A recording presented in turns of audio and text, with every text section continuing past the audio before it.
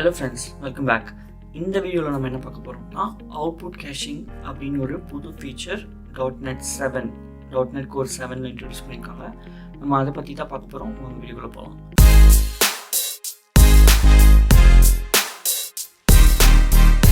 ASP.NET Core வந்து நிறைய cashing options நம்மளுக்கு ஆல்ரெடி ப்ரொவைட் பண்ணியிருக்கு. ஒன்று வந்து இன்மெமரி கேஷ், இன்னொன்று டிஸ்ட்ரிபியூட்டர் கேஷ். இன்மெமரி கேஷ்னால் பேசிக்லி நீங்கள் சர்வர்லேயே அந்த சர்வரோட மெமரிலேயே உங்கள் டேட்டாவை ஸ்டோர் பண்ணிக்கலாம். பட் அது it's not very good idea. Distributed cash அப்படின்னா இப்போது ஒரு சென்ட்ரலைஸ் லொக்கேஷனில் போய் ஸ்டோர் ஆகும். அந்த சென்ட்ரலைஸ் லொக்கேஷன்லேருந்து ஒரே அப்ளிகேஷன் நம்ம நிறைய இடத்துல டிப்ளாய் பண்ணியிருந்தோம்னா அது எல்லாமே ஒரே இடத்துலேருந்து கேஷை டேட்டாவை ரிட்ரைவ் பண்ணும். அது எல்லாமே பெனிஃபிட்டாக தான் இருக்கும். அது பெரிய பெரிய அப்ளிகேஷனுக்கு. இப்போது அதுக்குரிய எக்ஸாம்பிள் வந்து இந்த ரேடியஸ் கேஷ்னு ஒன்று இருக்குது. இந்த .NET Core 7 ஒரு புது டைப் ஆஃப் கேஷிங் இன்ட்ரடியூஸ் பண்ணியிருக்காங்க. That's called output cashing.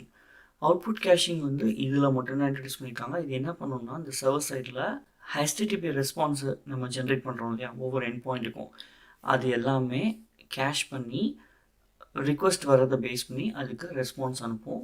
Server execution பண்ணாமலே இதனால் நம்மளுக்கு சர்வர் லோடு எல்லாமே கம்மியாகும். இதை தான் நம்ம இப்போ பார்க்க போகிறோம். இது ரொம்ப ஈஸியான ஒரு மெத்தட் தான்.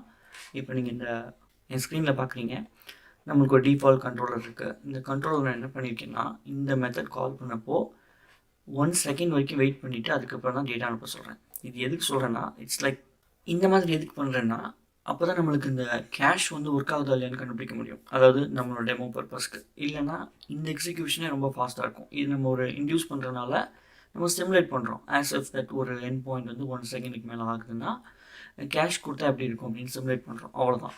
இப்போது நீங்கள் பண்ண வேண்டியதெல்லாம் ரொம்ப சிம்பிளான விஷயம். ப்ரோக்ராமில் இங்கே .NET Core நீங்கள் உங்களுக்கு ஆல்ரெடி தெரிஞ்சிருந்தா வெரி சிம்பிள். நம்ம இந்த பில்டர் டாட் சர்வீசஸ் எல்லாமே கான்ஃபிகர் பண்ணுவோம்.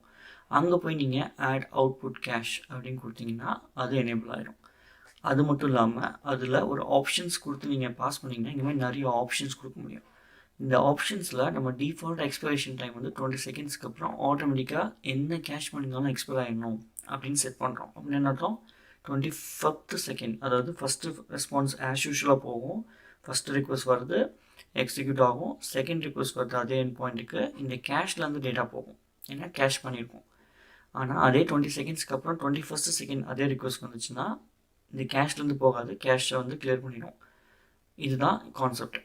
இப்போது அதை பண்ணிவிட்டு நீங்கள் இந்த app.use output cache இதுக்கு என்ன வித்தியாசம் அப்படின்னா அது சர்வீஸ் கான்ஃபிகரேஷன். இந்த அதாவது இங்கே builder.buildல ஆப்னு ஸ்டோர் பண்ணுறோம் இல்லையா, app.use output cacheங்கிறது மிடில் வேர்னு சொல்லுவாங்க. இது மிடில் வேர் நல்லா கவனமாக பாருங்கள். அப்ளிகேஷன் பில்டர்னு இருக்குது. இது சர்வீஸ், இது மிடில் வேர். இப்போ ஒன்ஸ் இந்த ரெண்டையும் கொடுத்ததுக்கப்புறம் இந்த கேஷை நீங்கள் கண்ட்ரோலருக்கு மேப் பண்ண முடியும். நம்ம இங்கே என்ன மேப் பண்ணுறோம் அப்படின்னா இப்படி மொட்டையாக மேப் பண்ணாமல் இந்த மாதிரி மேப் பண்ணிவிட்டு ஆப்ஷன்ஸ் கொடுக்குறோம். இந்த ஆப்ஷன்ஸில் நிறைய விஷயம் இருக்குது. செட் வேரி பை query, அதாவது இப்போது இங்கே பாருங்கள், செட் வேரி பை query மட்டும் இல்லை, இங்கே நிறைய விஷயம் இருக்குது. Set very by hater, by host, by route value. இந்த மாதிரி இப்போ ஒரு சின்ன உதாரணம் பார்ப்போம்.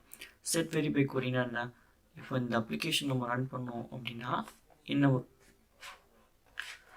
ஸோ இந்த அப்ளிகேஷன் ரன் பண்ணோன்னா நம்மளுக்கு என்ன வரும், இங்கே பாருங்கள், ஃபஸ்ட்டு டைம் 1 செகண்ட் டிலே இருக்குது. இதுதான் நம்மளோட அப்ளிகேஷனோட URL ஆச்சுங்களா. இப்போ நம்ம ஆல்ரெடி 1 டைம் எக்ஸிக்யூட் பண்ணுறதுனால அடுத்தடுத்த வாட்டி வேகமாக வருது பாருங்கள். 20 செகண்ட்ஸ் வரைக்கும் இது கேஷ்லேருந்து சர்வ் ஆகும். இப்போ பாருங்கள் 20 செகண்ட்ஸ்க்கு மேலே ஆகிடுச்சு, அதனால 1 செகண்ட் ஆச்சு. இப்போது ஸ்டில் ஃபாஸ்ட்.